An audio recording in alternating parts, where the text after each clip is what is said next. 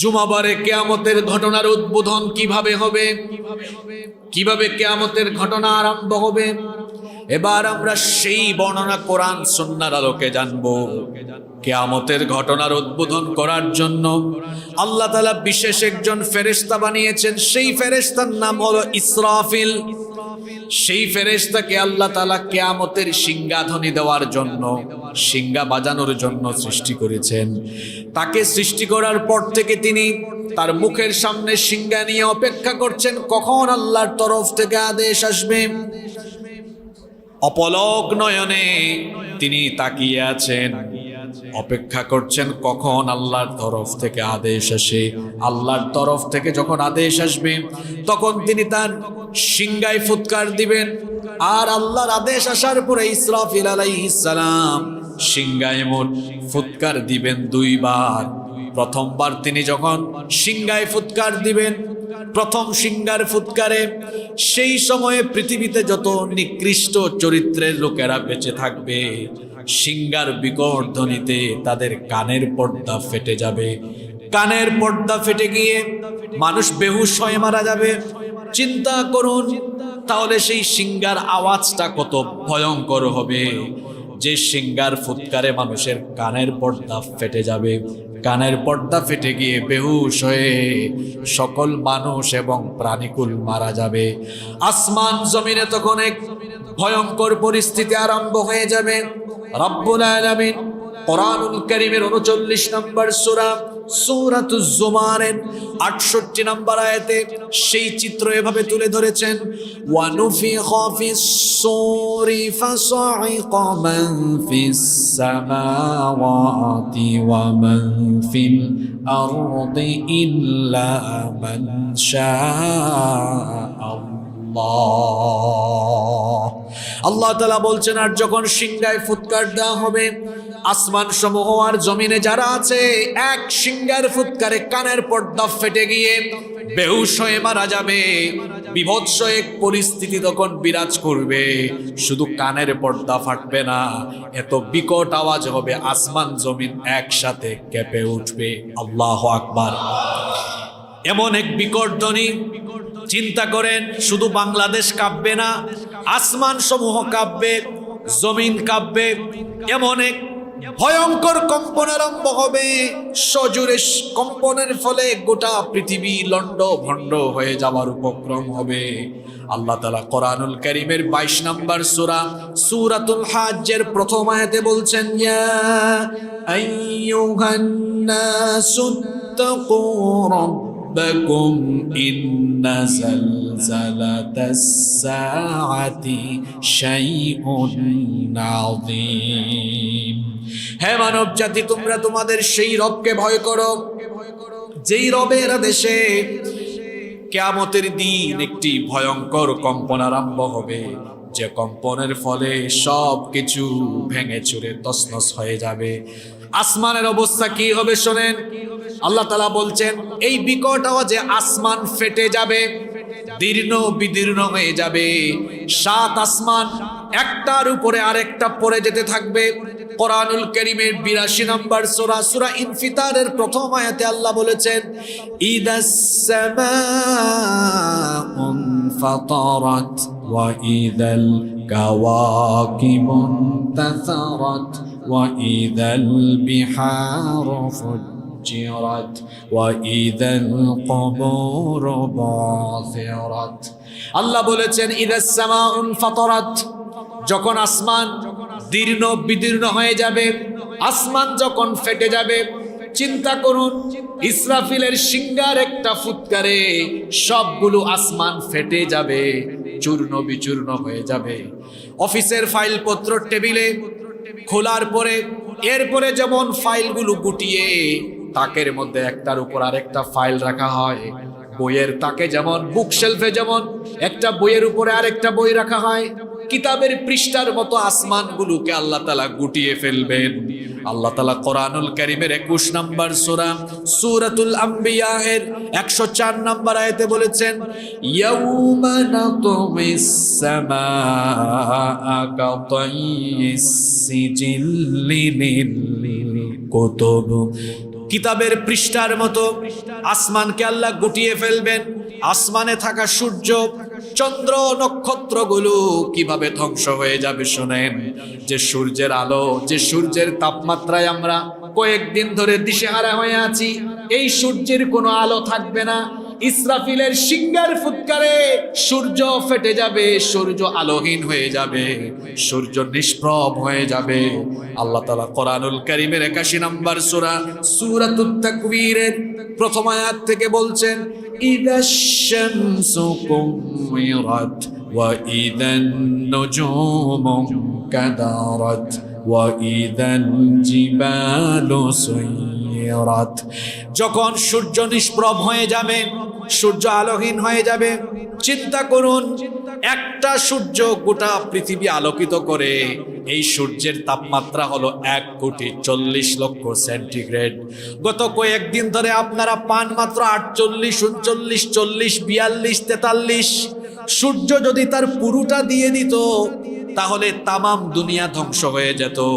সূর্যের কাছে আছে 1,40,00,000 সেন্টিগ্রেড, কিন্তু আল্লাহ ওখান থেকে পাঠান মাত্র 40-42। এতে করেই আপনাদের অবস্থা খারাপ। এটা কেন পুরোটা আসতে পারে না? আল্লাহ কত দয়া করেছেন দেখেন। সূর্য হলো পৃথিবী থেকে 9,30,00,000 মাইল দূরে। 9,30,00,000 মাইল দূরের সূর্য সরাসরি দুনিয়াতে হিট করতে পারে না। আল্লাহ এজন্য আসমান সমূহে মহাশূন্যে বায়ুমণ্ডলীয় স্তর সৃষ্টি করেছেন। আজকের বিজ্ঞানও সেগুলো প্রমাণ করে খুঁজে পেয়েছে। স্ট্রাটোস্ফিয়ার, আইনোস্ফিয়ার, ম্যাগনেটোস্ফিয়ার, এক্সোস্ফিয়ার, এ ধরনের ফিল্টার আল্লাহ বায়ুমণ্ডলে সৃষ্টি করে রেখেছেন বলে সূর্যের আলো ওই বায়ুমণ্ডলীয় স্তর বা ফিল্টারগুলোতে পিউরিফাইং হয়ে ঠিক যতটা আলো হলে আমরা বেঁচে থাকবো, ততটা আলো বা টেম্পারেচার আল্লাহ আমাদের জন্য পাঠান। সুবহানাল্লাহ। ওই সূর্য কিয়ামতের সিংহার ফুৎকারে নিষ্প্রভ হয়ে যাবে, আলোহীন হয়ে যাবে, সবকিছু অন্ধকার হয়ে যাবে। চাঁদের অবস্থা কি হবে?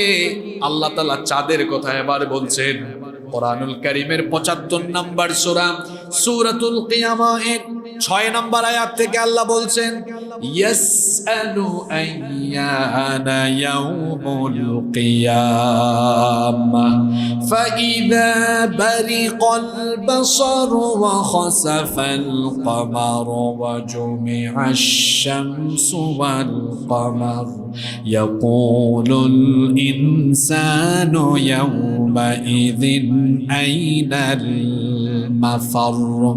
আল্লাহ তাআলা বলছেন সে জিজ্ঞেস করে কখন কিয়ামত হবে। আল্লাহ তাআলা বলছেন ফাইদা বারিকাল বাসার, যখন চক্ষু স্থির হয়ে যাবে, ওয়া খাসাফাল কমার, চাঁদ যখন আলোহীন হয়ে যাবে, চাঁদের আলো থাকবে না, চাঁদও ভেঙে টুকরা টুকরা হয়ে যাবে। ওয়া জুমিআশ শামসু ওয়াল কমার, কিয়ামতের দিন সূর্য আর চন্দ্রকে আল্লাহ একাকার করে দিবেন। ইসরাফিলের সিংহার প্রথম ফুৎকারের পরে সূর্য আর চাঁদকে আল্লাহ এক করে দিবেন। সূর্য আর চাঁদকে টুকরা টুকরা করে ভেঙে চুরে চূর্ণ বিচূর্ণ করে দেওয়া হবে। ভয়ঙ্কর এই চিত্র যখন মানুষ দেখবে তখন বলবে, ইয়াকুলুল ইনসানু ইয়াউমাইদিন আইনাল মাফার। মানুষ বলবে পালানোর জায়গা কোথায়? কোথায় আজ আমরা পালাবো? পালানোর তো কোনো জায়গা থাকবে না। সূর্য চন্দ্র আলোহীন হয়ে যাবে। নক্ষত্রের অবস্থা কি হবে?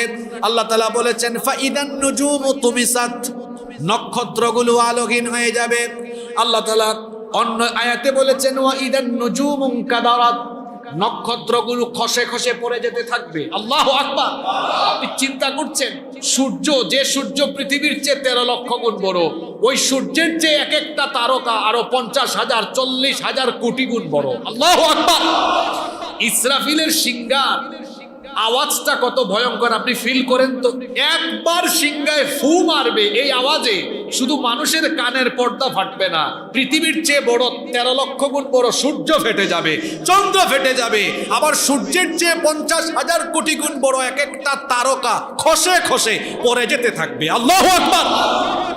কি ভয়ঙ্কর ব্যাপার, কি সাংঘাতিক ব্যাপার। আসমানে যা আছে সব শেষ, লন্ডভন্ড হয়ে যাবে। আর জমিনের অবস্থা কি হবে? আল্লাহ তাআলা বলছেন ইসরাফিলের সিংহার ফুৎকারের পরে তামাম পৃথিবীর জমিন একসাথে কেঁপে উঠবে। আল্লাহ তাআলা বলছেন ইযা যুলজিলাতিল আরদু জিলজালাহা ওয়া আখরাজাতিল আরদু আসকালাহা। স্মরণ করো যখন গোটা জমিন একসাথে কেঁপে উঠবে, গোটা জমিন একসাথে এমন মহাকম্পন আরম্ভ হবে, জমিনের সেই কম্পনের ফলে জমিনটা উলট পালট হয়ে যাবে। ভালো করে বোঝার চেষ্টা করুন, জমিনটা উলট পালট হয়ে যাবে। জমিনের উপরে যা আছে উপরের সবকিছু জমিনের নিচে চলে যাবে, জমিনের নিচের সবকিছু উপরে চলে আসবে। এজন্য আল্লাহ পরের আয়াতে বলেছেন ওয়া আখরাজাতিল আরদু আসকালাহা। জমিন যখন কম্পন আরম্ভ করবে, জমিনের ভেতর থেকে জমিন সবকিছু বের করে দিবে। এই জমিনের উপরে যত বিল্ডিং আছে, গাছপালা, উদ্ভিদকুল, প্রাণীকুল যা কিছু আছে সব জমিনের তলায় চলে যাবে। আল্লাহ জমিনকে তার কুদরতি হাতে নিয়ে একটা আছাড় মারবেন, জমিনের উপরের সবকিছু জমিনের নিচে চলে যাবে, আর জমিনের নিচে যা কিছু আছে উপরে উঠে আসবে। আপনাদের প্রশ্ন হতে পারে জমিনের নিচে কি আছে? এই জমিনের নিচে বিলিয়ন ট্রিলিয়ন ডলারের খনিজ সম্পদ আছে, যে খনিজ সম্পদের জন্য এত মারামারি। এই স্বর্ণ, তারপরে আরো যত খনিজ সম্পদ আছে, ইসরাফিলের সিংহার ফুৎকারের পরে জমিনের ভেতরে থাকা সব সম্পদগুলো জমিনের উপরে উঠে যাবে। আল্লাহু আকবার। জমিনের উপরে থাকা বিল্ডিং গুলো, টাওয়ার গুলো, এগুলো কাগজের মতো উড়ে যেতে থাকবে, একটার পর একটা পরে যেতে থাকবে। কি বিভৎস একটা ফুৎকারে সব বিল্ডিং এর টাওয়ার গুলো শেষ হয়ে যাবে। জমিনটাকে আছাড় দিয়ে আল্লাহ শেষ করে দিবেন। জমিনের উপরে থাকা বিশাল বিশাল পাহাড়গুলোর অবস্থা কি হবে? আল্লাহ তাআলা পাহাড়ের বর্ণনা দিচ্ছেন কোরআনুল কারীমের 69 নম্বর সূরা, সূরাতুল হাক্কায়ের 13 নম্বর আয়াত থেকে আল্লাহ বলছেন ফাইদা নুফিখা ফিস সূরি নাফখাতুন ওয়াহিদা ওয়া হুমিলাতিল আরদু ওয়াল জিবালু ফাদুক্কাতা দাক্কাতাও ওয়াহিদা ফায়াউমাইযিন ওয়াকাআতিল ওয়াকিআ। প্রথম সিংহার ফুৎকারের পরে আল্লাহ বলছেন ওয়া হুমিলাতিল আরদু ওয়াল জিবালু ফাদুক্কাতা দাক্কাতান ওয়াহিদা। পাহাড় সহ জমিনকে উপরে তুলে একটা আছাড় দিয়ে সবকিছুকে লণ্ডভণ্ড করে দেওয়া হবে। পাহাড়গুলো কিরকম করে ধ্বংস হবে আল্লাহ তাআলা কোরআনুল কারীমের 73 নম্বর সূরা, সূরা মুজাম্মিলের 14 নম্বর আয়াতে বলছেন ইয়াউমা তারজুফুল আরদু ওয়াল জিবালু ওয়া কানাতিল জিবালু কাসীবাম মাহিলা। জমিন সহ পাহাড় এমন ভাবে কেঁপে উঠবে, পাহাড়গুলো বালুর মতো উড়ে যাবে। এখন তো বৈশাখ মাস এসেছে, দেখবেন কাল বৈশাখী ঝড়ের সময় বৃষ্টির আগে প্রচন্ড বাতাসের কারণে দেখবেন ধুলাবালু কেমন করে উড়ে যায়। ইসরাফিলের সিংহার ফুৎকারের পরে পাহাড়গুলো এরকম ধুলাবালুর মতো উড়ে যেতে থাকবে। আল্লাহ তাআলা সূরা কারিয়ার মধ্যে আরো ভয়ঙ্কর কথা বলেছেন। সূরা কারিয়ার 5 নম্বর আয়াতে আল্লাহ বলেছেন ওয়া তাকুনুল জিবালু কালইহনিল মানফুশ। পাহাড়গুলো রঙিন পশম, রঙিন তুলার মতো, ধুনা তুলার মতো উড়ে উড়ে যেতে থাকবে। সাগরের অবস্থা কেমন হবে? বঙ্গোপসাগর, আটলান্টিক মহাসাগর, প্রশান্ত মহাসাগর, দুনিয়াতে যত সাগর মহাসাগর আছে সব সাগরকে একসাথে উত্তাল করে দেওয়া হবে। আল্লাহ তাআলা বলছেন ওয়া ইদাল বিহারু ফুজ্জিরাত। স্মরণ করো যখন সাগরকে উত্তাল করা হবে। মুফাসসিরিনে কেরাম আয়াতের ব্যাখ্যায় বলেছেন কি করে সাগরকে উত্তাল করে দেওয়া হবে। সাগরের নিচে বিশাল এক জগৎ আছে যেটা আমরা জানি না। সাগরের নিচে যত মৎস্যকুল, যত প্রাণী, যত কিছু আছে, যত উদ্ভিদ আছে, সবকিছু সহ সাগরের পানিকে আল্লাহ উত্তাল করে দিবেন। সাগর যখন উত্তাল হয়ে যাবে, অন্যদিকে ইসরাফিলের সিংহার ফুৎকারের কারণে তখন সাগরের নিচের মাটি ফেটে যাবে, সাগরের সব পানি মাটির তলায় চলে যাবে। পানির মূল উপাদান অক্সিজেন আর হাইড্রোজেন যখন একসাথে মিলেমিশে একাকার হয়ে যাবে সাগরের মধ্যে, সেদিন আগুন ধরে যাবে। এজন্য আল্লাহ তাআলা বলেছেন সূরা তাকবীরের মধ্যে, ওয়া ইদাল বিহারু সুজ্জিরাত, কিয়ামতের দিন সাগরের মধ্যে আগুন লেগে যাবে, আগুন ধরে যাবে, সাগর উত্তাল হয়ে যাবে।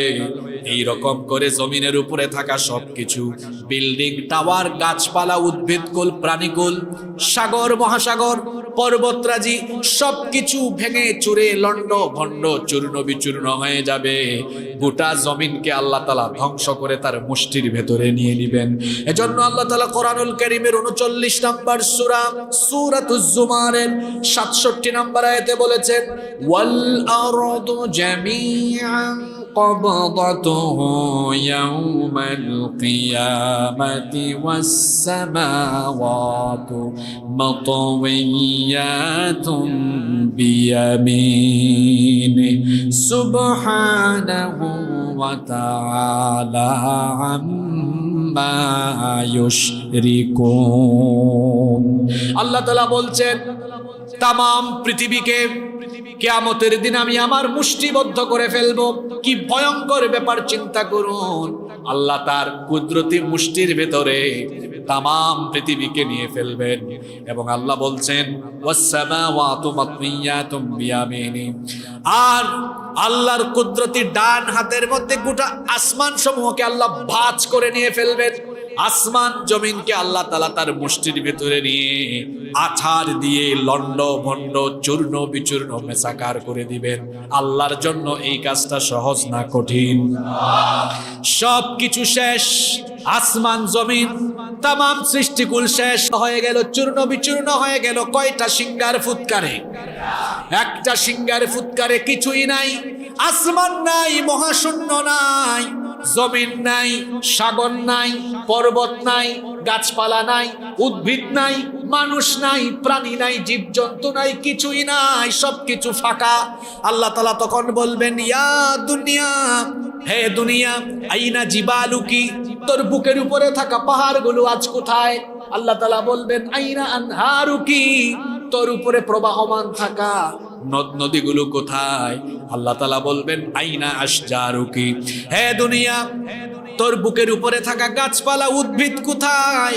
আল্লাহ তাআলা তখন বলবেন, হে দুনিয়া বলো, আইনাল মুতাকাব্বিরুন, দুনিয়ার অহংকারী লোকেরা আজ কোথায়?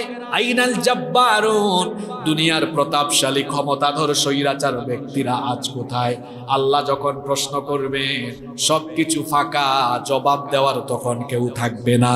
আল্লাহ তাআলা যখন জিজ্ঞেস করবেন কোনো জবাব আসবে না। আল্লাহ তাআলা তখন প্রশ্ন করবেন, লিমানিল মুলকুল ইয়াউম, আজকে রাজত্ব কার? জবাব দেওয়ার তো তখন কেউ নাই। আল্লাহ নিজে প্রশ্ন করে নিজেই উত্তর দিবেন, লিল্লাহিল ওয়াহিদিল কাহ্হার, আজ প্রতাপশালী মহামহিয়ান সেই সত্তার রাজত্ব চলবে। তিনি কি? কিছুই নাই, সব কিছু শেষ, লন্ড ভন্ড চূর্ণ বিচূর্ণ সব মানুষও শেষ হয়ে গেল। আল্লাহ তাআলা মালাকুল মউতকে ডাকবেন। মালাকুল মউতকে আল্লাহ ডেকে বলবেন, মালাকুল মউত, দুনিয়া থেকে কোনো মানুষ, প্রাণী বা জীবজন্তু বেঁচে আছে নাকি? আল্লাহ তখন মালাকুল মউত বলবে, আল্লাহ শুধুমাত্র আমি আর আমার ভাই জিবরিল, মিকাইল, ইসরাফিল, আপনি, আমরা এই পাঁচজন অবশিষ্ট আছি, আর কেউ নাই। আল্লাহ জিবরিলকে বলবে, জিবরিল তুমি এবার আল্লাহ তখন মালাকুল মউতকে বলবেন, মালাকুল মউত তুমি এবার জিবরিলের জান কবজ করো, তুমি এবার মিকাইলের জান কবজ করো, তুমি এবার ইসরাফিলের জান কবজ করো। মালাকুল মউত এবার জিবরিল, মিকাইল, ইসরাফিলের জান কবজ করবে। এরপরে আল্লাহ মালাকুল মউতকে বলবেন, এখন কে আছে? মান বাকিয়া। মালাকুল মউত তখন বলবে, আল্লাহ এখন শুধু আমি আর আপনি, আর কেউ? আল্লাহ তখন মালাকুল মউতকে বলবেন, মুত ইয়া মালাকাল মউত, মালাকুল মউত তুইও এখন মরে যা, তুইও মৃত্যুবরণ কর।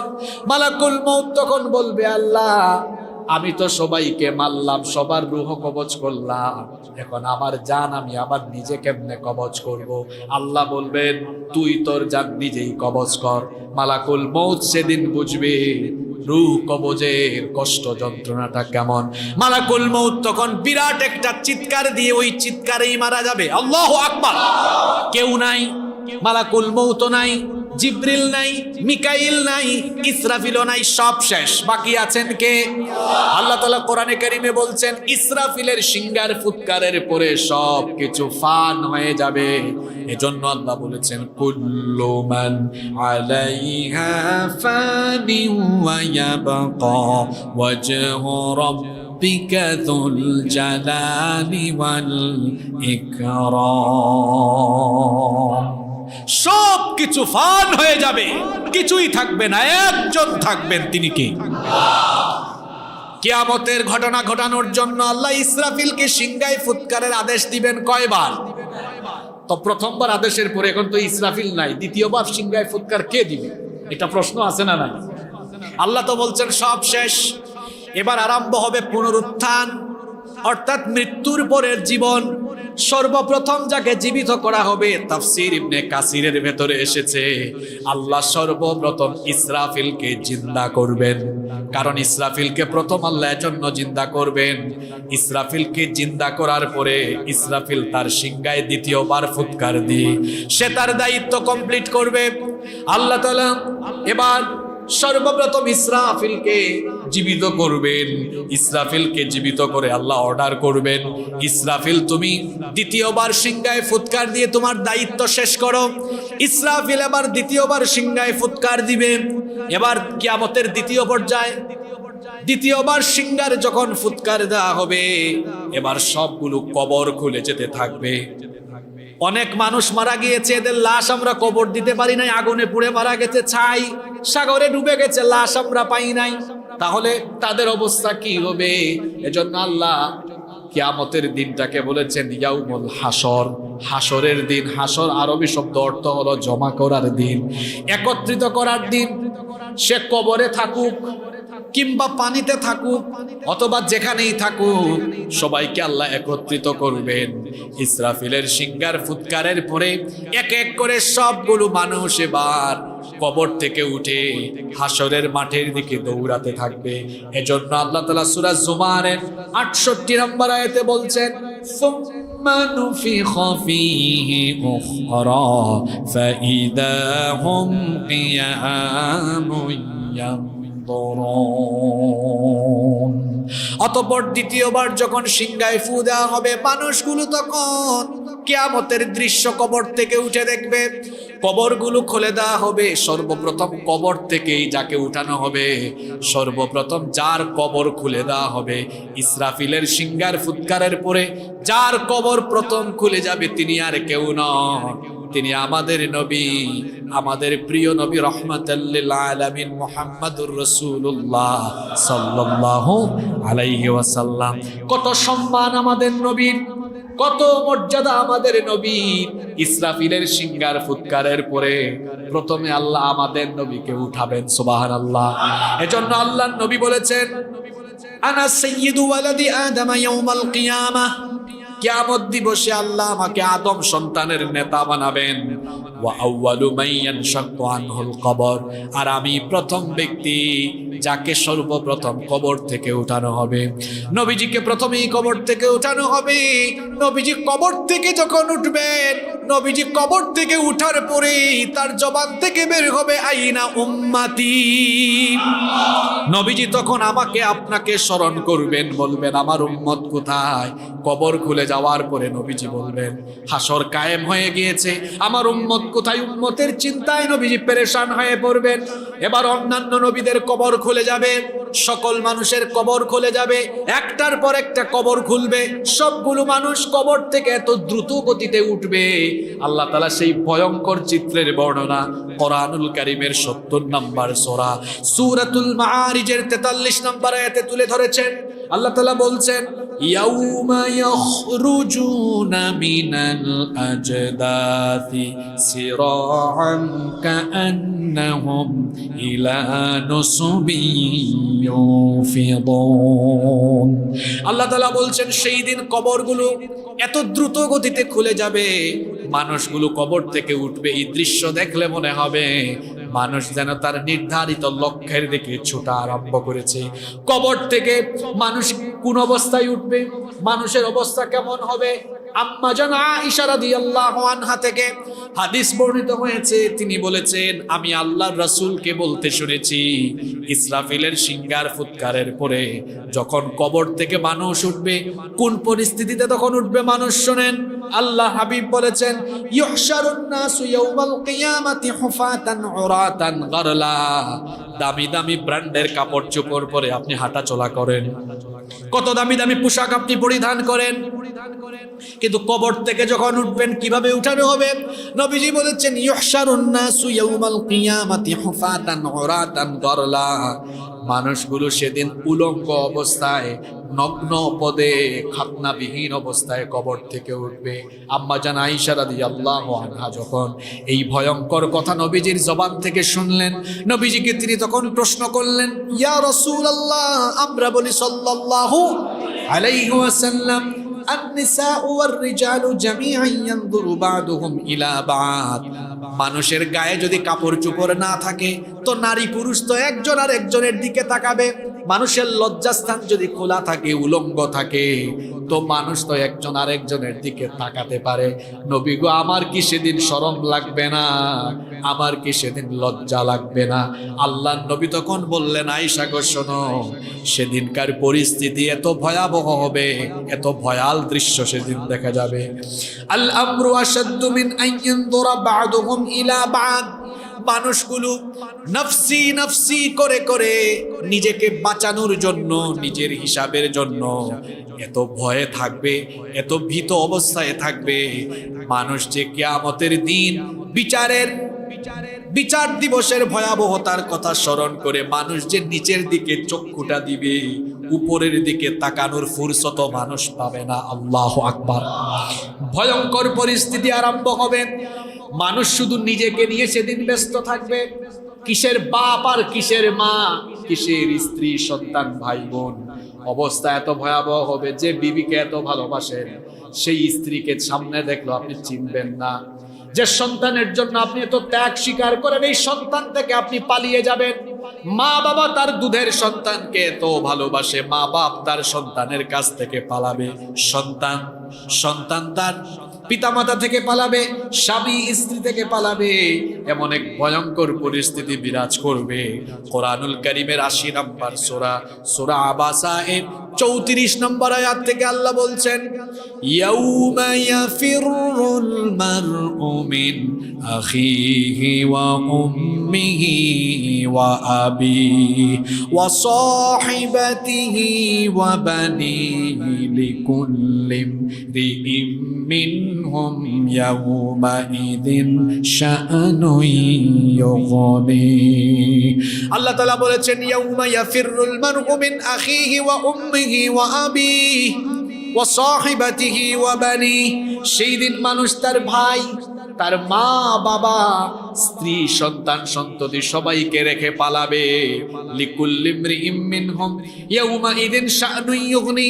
শুধু নিজেকে কিভাবে বাঁচানো যায় সেই চিন্তায় মানুষ পেরেশান থাকবে। হাসরের ময়দানে কবর থেকে যখন মানুষ উঠবে, পৃথিবীর প্রথম মানুষ থেকে শেষ মানুষ পর্যন্ত সবাই সেদিন একত্রিত হবে, কেউ বাদ যাবে না।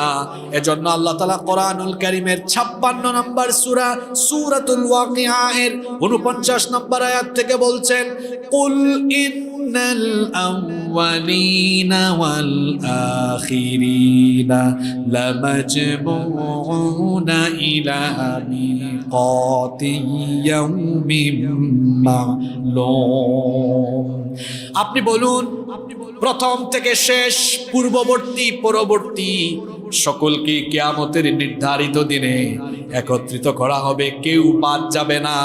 আল্লাহ তাআলা কোরআনুল কারীমের ১৮ নম্বর সূরাতুল কাহাফের ৪৭ নম্বর আয়াতে বলছেন, ওয়া হাশারনাহুম ফালাম নুগাদির মিনহুম আহাদা। সকলকে একত্রিত করা হবে, একজনও বাদ যাবে না।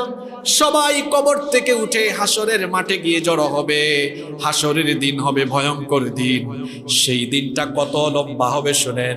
এখন তো দিন 12 ঘন্টা 13 ঘন্টা, রাত 11 ঘন্টা 12 ঘন্টা এরকম, কিন্তু যেদিন আমরা ইসরাফিলের দ্বিতীয় সিংহার ফুৎকারের পরে হাসরের মাঠে উঠব, একটা দিন কত লম্বা হবে শুনেন। আল্লাহ নবী বলেছেন, কানা মিকদারুহু 50 আলফা সানা, বিচার দিবস হবে 50,000 বছর লম্বা। আল্লাহু আকবার। 50,000 বছর মানুষ হাসরের ময়দানে অবস্থান করবে। 50,000 বছর মানুষ হাসরের মাঠে দাঁড়িয়ে থাকবে। পাগল হয়ে যাবে, দিশেহারা হয়ে যাবে, হয়রান হয়ে যাবে, বিভৎস অবস্থা। বড় বড় পয়গাম্বর, আমাদের নবী বাদে সকল নবীরা নাফসি নাফসি জিকির আরম্ভ করবেন। প্রত্যেকেই নিজেকে কিভাবে বাঁচানো যায় সেই চিন্তায় পেরেশান থাকবেন। হাসরের মাঠে যখন মানুষ উঠবে, কি ভয়ঙ্কর চিত্র সেদিন মানুষ দেখবে। উঠে দেখবে জমিনটা তামার মতো উত্তপ্ত। সূর্য সেদিন মানুষের মাথার একেবারে নিকটবর্তী হয়ে যাবে। সূর্যের প্রচন্ড তাপে গুনাহগারদের মাথার চান্দি সেদিন ফেটে যাবে।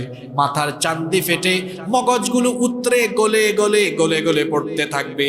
এই বিভৎস অবস্থা পৃথিবীর কোনো মানুষ তার জবানের ভাষা দিয়ে মানুষকে বোঝানো সম্ভব নয়। এটা কেবল আল্লাহই ভালো জানেন কত ভয়ঙ্কর হবে। আমি শুধু আপনাদেরকে সামান্য উপমা দেই, সামান্য একটা দৃষ্টান্ত দেই। চুলায় যখন ভাত গরম হয়, রান্না হয়, পানি গরম হয়ে গেলে চাল যেমন উতরাতে থাকে, ফুটতে থাকে, এর চেয়ে আরো ভয়ঙ্কর অবস্থায় সূর্যের প্রচন্ড হিটিং এর কারণে মাথার চান্দি ফেটে মগজগুলো উতরাতে আরম্ভ করবে। মগজগুলো মানুষের মাথা বেয়ে বেয়ে, শরীর বেয়ে বেয়ে পড়তে থাকবে। পিপাসার্ত হয়ে গিয়ে মানুষের জিহ্বাটা মুখের ভেতরে থাকবে না, জিহ্বাটা মুখের ভেতর থেকে বের হয়ে আসবে, নাভি পর্যন্ত ঝুলে থাকবে। এই রকম অবস্থায় মানুষ দিশেহারা হয়ে যাবে, পেরেশান হয়ে যাবে। লম্বা সময় দাঁড়াতে দাঁড়াতে মানুষগুলো যখন হয়রান হয়ে যাবে, বিচার যেন আল্লাহ শুরু করে দেন। এজন্য মানুষগুলো দৌড়ে যাবে। পৃথিবীর প্রথম মানুষ, প্রথম নবী আমাদের বাবা আদম আলাইহিস সালামের কাছে গিয়ে মানুষগুলো বলবে, ওগো আদম নবী, তাড়াতাড়ি আল্লাহর কাছে আপনি আবেদন করুন। এত লম্বা সময় দাঁড়িয়ে থাকতে থাকতে হাসরের এই উত্তপ্ত মাঠে আমরা প্রায় পাগল হয়ে যাচ্ছি, হয়রান হয়ে যাচ্ছি। আল্লাহর কাছে আবেদন করেন, তিনি যেন বিচার আরম্ভ করেন। আদম নবী তখন বলবেন, বাবারা আমি পারবো না, কারণ আমি আল্লাহর একটি আদেশ অমান্য করে নিষিদ্ধ গাছের ফল ভক্ষণ করেছিলাম। জানি না আমার রব আজ আমার সঙ্গে কেমন আচরণ করেন। আমি তো নিজেই নাফসি নাফসি করছি, নিজেকে বাঁচানোর চিন্তায় পেরেশান আছি। আমার বাবারা, আমার ছেলেরা, আমি পারবো না, তোমরা চলে যাও আমার ছেলে নূহের কাছে, কারণ আমার ছেলে নূহকে আল্লাহ বড় ভালোবাসেন। সে যদি আবেদন করে হয়তো আল্লাহ বিচার আরম্ভ করতে পারেন। মানুষেরা যাবে নূহ আলাইহিস সালামের কাছে, যাকে সানি আদম বলা হয়। নূহ আলাইহিস সালাম তখন বলবেন, আমিও পারবো না, কারণ আমি আমার উম্মতের জন্য বদদুয়া করেছিলাম। জানি না আমার রব আজ আমার সাথে কেমন আচরণ করেন। আমি পারবো না, আমিও নাফসি নাফসি জিকির করছি, তোমরা চলে যাও মুসলিম মিল্লাতের জাতির পিতা আল্লাহর খলিল সাইয়েদনা ইব্রাহিম আলাইহিস সালামের কাছে।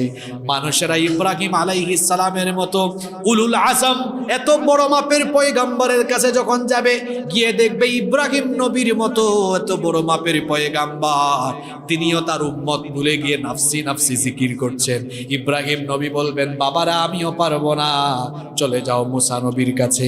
মুসা নবীর মতো জলিল কদর পয়গাম্বরের কাছে গিয়ে মানুষ দেখবেন সেই নবীও সেদিন নাফসি নাফসি জিকির করছেন। মানুষেরা বলবে, ওগো আল্লাহর পয়গাম্বর মুসা, দুনিয়াতে থাকা অবস্থায় আপনি যখনই আল্লাহর সাথে কথা বলতে চেয়েছেন, আল্লাহ আপনার সাথে কথা বলেছেন।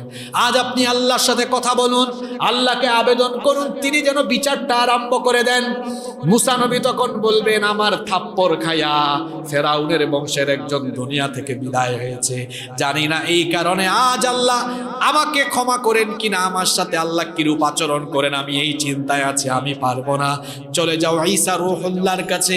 লোকেরা ঈসা ইবনে মারইয়ামের কাছে যখন আসবে, সাইয়্যিদিনা ঈসা আলাইহিস সালাম বলবেন আমিও পারবো না, কারণ খ্রিস্টানরা আমাকে আল্লাহর ছেলে বানিয়েছে। জানি না আল্লাহ তাআলা এজন্য আমার সাথে কেমন আচরণ করেন, আমিও পারবো না। এত জায়গায় ঘোরাঘুরি করো না, যেখানে গেলে কাজ হবে সেখানে যাও।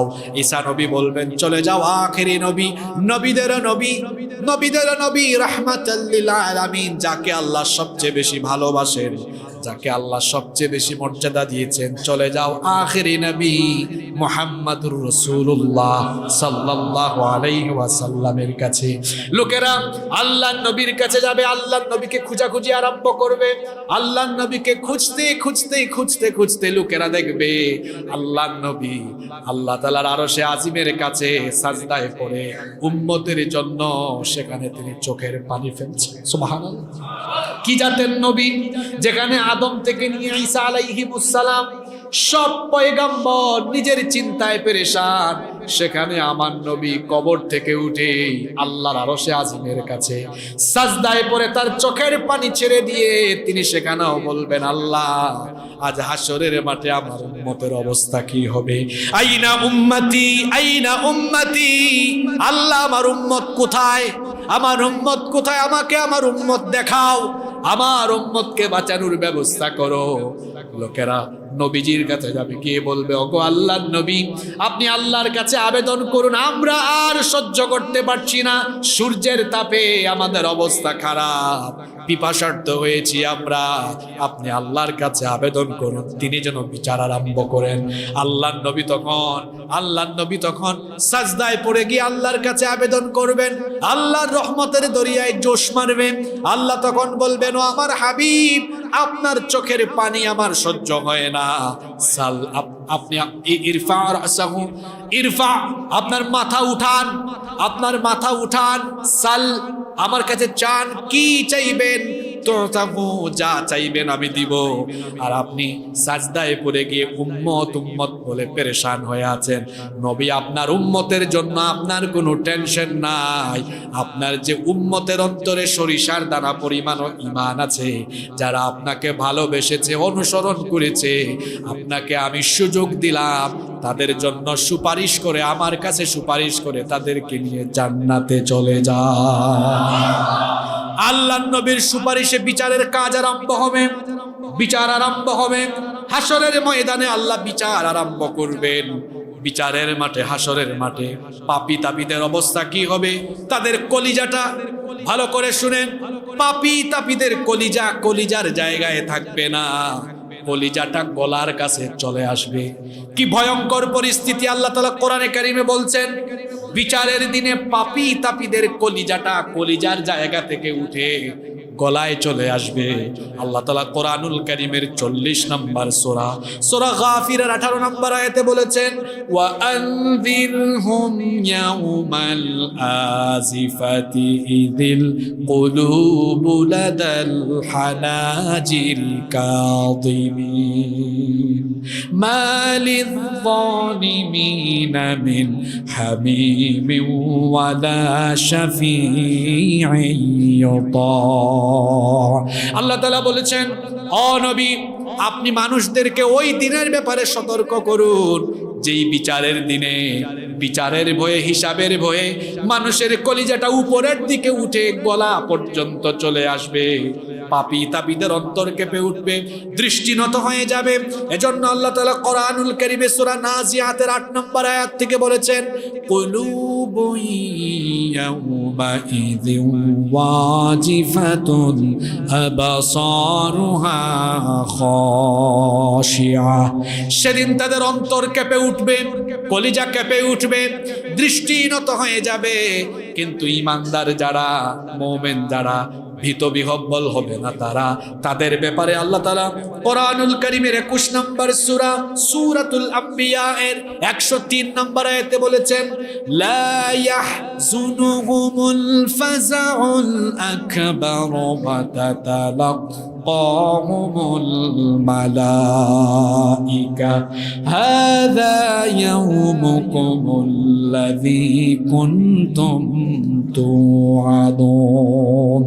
আল্লাহ তাআলা বলছেন সেই দিন ঈমানদাররা ভীত বিহ্বল হবে না, ফেরেশতারা আগমন করে তাদেরকে সুসংবাদ দিবে, আল্লাহর বান্দা তোমার জন্য আজ কোনো ভয় নাই, টেনশন নাই।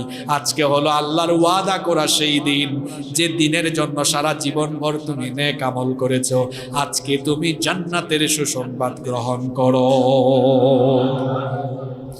আল্লাহর নবীর সুপারিশে, আল্লাহর নবীর শাফায়াতে যখন হাসরের মাঠ কায়েম হয়ে যাবে, আল্লাহ তাআলা তার নবীকে সেদিন বিশেষ সম্মান দিবেন।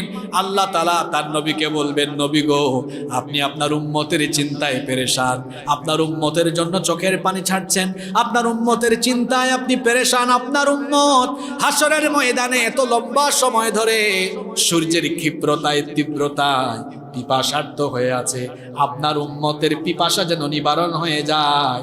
ও নবী, আজ আমি এখন আপনাকে হাউজে কাউসার দান করব। সুবহানাল্লাহ। সর্বপ্রথম আমাদের নবীকে আল্লাহ হাউজ দান করবেন।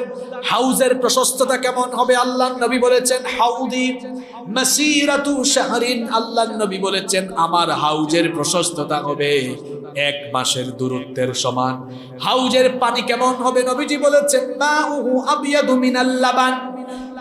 হাউজে কাউসারের পানি হবে দুধের চেয়েও আরো সাদা। ওয়ারিহুহু আতিয়াবু মিনাল মিস্ক। হাউজে কাউসারের পানির মধ্যে এমন সুগন্ধ থাকবে যেই সুগন্ধ মেশকে আম্বরের চাইতেও আরো বেশি সুগন্ধযুক্ত।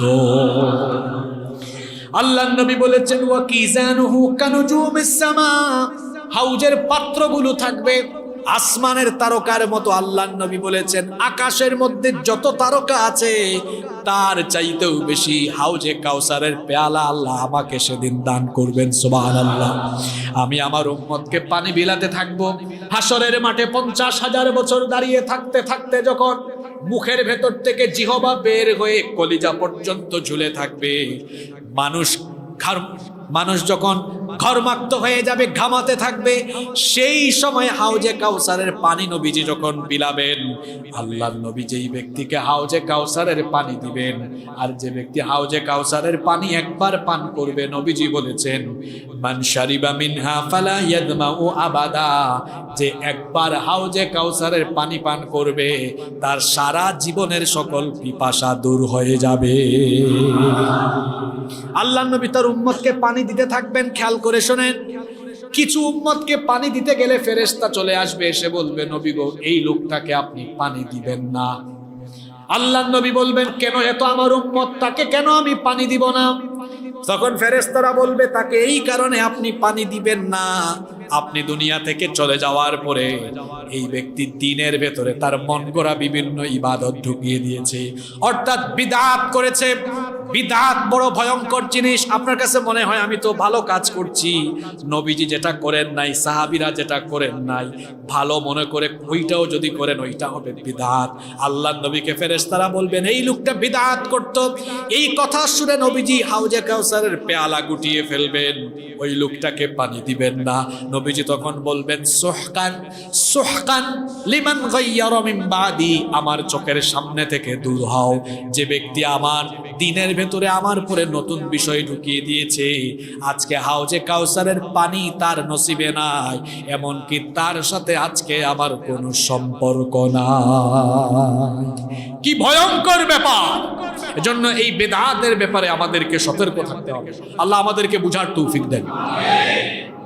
এবার মিজান কায়েম হবে। মিজান, দাড়ি পাল্লা কায়েম হবে। আল্লাহর বিচারের সিস্টেম বড় সুন্দর। মিজানের মাধ্যমে আল্লাহ বিচার করবেন। মিজান কায়েম করা হবে, দাড়ি পাল্লার মাধ্যমে মানুষের আমলগুলো পরিমাপ করে আল্লাহ হিসাব আরম্ভ করবেন। বিচারের মাঠে বিচার এবার শুরু। বিচার হবে মিজানের ভিত্তিতে। ন্যায় বিচারের মানদণ্ড আল্লাহ স্থাপন করবেন। কোরআনুল কারীমের 21 নম্বর সূরা সূরাতুল আম্বিয়া এর 47 নম্বর আয়াতে আল্লাহ তাআলা বলছেন ওয়া তাদাউল মাওয়াজিনাল কিসত লিয়াউমিল কিয়ামাহ ফালা তুযলামু নাফসুন শাইআ। আল্লাহ তাআলা ন্যায় বিচারের মানদণ্ড অর্থাৎ মিজান স্থাপন করবেন। মিজান স্থাপন করে আল্লাহ তাআলা বিচার আরম্ভ করবেন। সেদিন কারো উপরে জুলুম করা হবে না। মিজানের পাল্লায় কিভাবে সবকিছুকে হাজির করা হবে আল্লাহ তাআলা পরের আয়াতে বলছেন, পরের অংশে বলছেন, ওয়া ইন কানা মিসকালা হাববাতিন মিন খারদালিন আতাইনা বিহা ওয়া কাফা বিনা হাসিবিন। আল্লাহ তাআলা বলছেন সরিষা পরিমাণ কোনো আমল থাকলে সেটাও ওই মিজানের পাল্লায় নিয়ে হাজির করা হবে। মিজানের ভিত্তিতে আল্লাহ বিচার করবেন।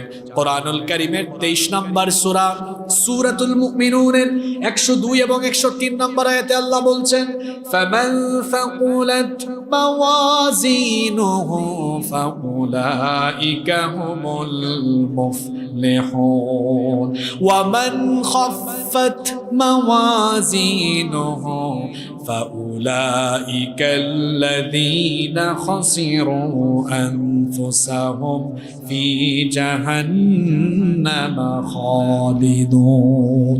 আল্লাহ তাআলা বলছেন অতএব যেই ব্যক্তির আমল মিজানের পাল্লায় বেশি হবে, মিজানের পাল্লায় যার নেক আমল বেশি হবে সেই ব্যক্তি সফল হয়ে যাবে। আর মিজানের পাল্লায় যার আমল হালকা হবে, আমল যার কম হবে সেই ব্যক্তি এমন ক্ষতিগ্রস্ত হবে তাকে আল্লাহ তাআলা জাহান্নামের মধ্যে চিরস্থায়ী ঢুকায়া দিবেন।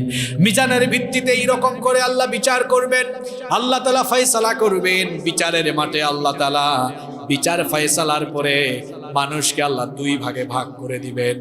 এক ভাগ লোক আল্লাহ তাআলা বলছেন দুই ভাগে ভাগ করে দিয়ে ফারিকুন ফিল জান্নাতি ফিল জান্নাতি ওয়া ফারিকুন ফিস সাঈর। একদল হবে জান্নাতি আর একদল হবে জাহান্নামী। একদল যাবে জান্নাতে আর একদল যাবে জাহান্নামে। বিচারের মাঠে আল্লাহ বিচার করে মানুষকে দুই ভাগ সেদিন করে দিবেন। সেদিন আর ভাগ নাই, দলাদলি নাই। একদল জান্নাতি আর একদল জাহান্নাম। জান্নাত আর জাহান্নাম নিয়ে আমি ইতিপূর্বে বিস্তারিত আলোচনা এই মসজিদে করেছি। সেই আলোচনা আমাদের ইউটিউব চ্যানেলে আছে বিধায় আমরা এই আলোচনা আজকে এখানেই সমাপ্ত করব। জাহান্নামীদের পরিণতি কি হবে, জাহান্নামের পরিস্থিতি কি হবে, জান্নাতীদের পরিস্থিতি কি হবে এ ব্যাপারে বিস্তারিত আলোচনা আমাদের আছে, সেহেতু আমরা আর আগাবো না। আমরা গত 8 জুমা, আজকে 9 নম্বর জুমায় আমরা কি আলোচনা করলাম আমরা 2-3 মিনিট একটা সামারি করি। আমরা আরম্ভ করেছিলাম কিয়ামতের আলামত নিয়ে। কিয়ামত অনুষ্ঠিত হওয়ার আগে বেশ কিছু ছোট ছোট ঘটনা প্রকাশ পাবে। আমরা যতগুলো ঘটনা আলামতের কথা হাদিসে বলা আছে ধারাবাহিকভাবে 5 জুমায় সব আমরা বলার চেষ্টা করেছি। এরপরে আরো 3 জুমায় কিয়ামতের বড় বড় যে 10টি আলামত, সেই 10টি আলামত নিয়ে আমরা আলোচনা করেছি। এই 10টি আলামত ঘটার পরে কিয়ামত কিভাবে কায়েম হবে, হাসর কিভাবে কায়েম হবে, আজ আমরা কোরআন হাদিসের আয়নায় হাসর কায়েমের চিত্র আলোচনা করেছি। বিচার হওয়ার পরে মানুষ হবে কয় ভাগ, এই 2 ভাগের ব্যাপারে আমাদের আলোচনা আছে বলে আমরা এই আলোচনা আজকে এখানে স্টপ করলাম। আগামী জুমা থেকে আমরা এভাবে সিরিজ আকারে নতুন আরেকটি বিষয়ে আলোচনা আরম্ভ করব ইনশাআল্লাহ। আমরা আলোচনার কোনো বিষয় আজকে ঘোষণা দিলাম না, আশা করছি নতুন আরেকটি সুন্দর বিষয় আমরা সিরিজ আকারে আলোচনা আরম্ভ করব ইনশাআল্লাহ। আমরা গত 3 বছরে 2টা টপিকের উপরে লম্বা আলোচনা আসলে করেছি। একটা আলোচনা 56 জুমা আমরা করেছি, সেটা হলো 25 জন নবী রাসূলদের জীবন কাহিনী। মনে আছে তো আপনাদের? সব নবী রাসূলদের আলোচনা হয়েছে। এরপরে আরেকটি সিরিজ আলোচনা আমরা করলাম কিয়ামতের আলামত সমূহ। কিয়ামতের আলামত কয় প্রকার? ছোট আলামত, বড় আলামত। সব আলোচনা শেষে কিভাবে হাসর কায়েম হবে, আজ হাসরের মাঠের ভয়ঙ্কর চিত্র, হাসর কায়েম হওয়ার চিত্র আমরা আলোচনা করেছি। আমরা আল্লাহর কাছে দোয়া করছি আল্লাহ যেন আমাদেরকে হাসরের ময়দানের পেরেশানি থেকে হেফাজত করেন, বলেন আমিন। আল্লাহ যেন আমাদেরকে হাসরের ময়দানে আমাদের প্রিয় নবীজির সুপারিশ নসিব করে দেন, আমরা বলি আমিন। সুবহানাকা আল্লাহুম্মা ওয়া বিহামদিক আশহাদু আল্লা ইলাহা ইল্লা আনতা আস্তাগফিরুকা ওয়া আতুবু ইলাইক। ওয়াসসালামু আলাইকুম ওয়া রাহমাতুল্লাহি ওয়া বারাকাতুহু।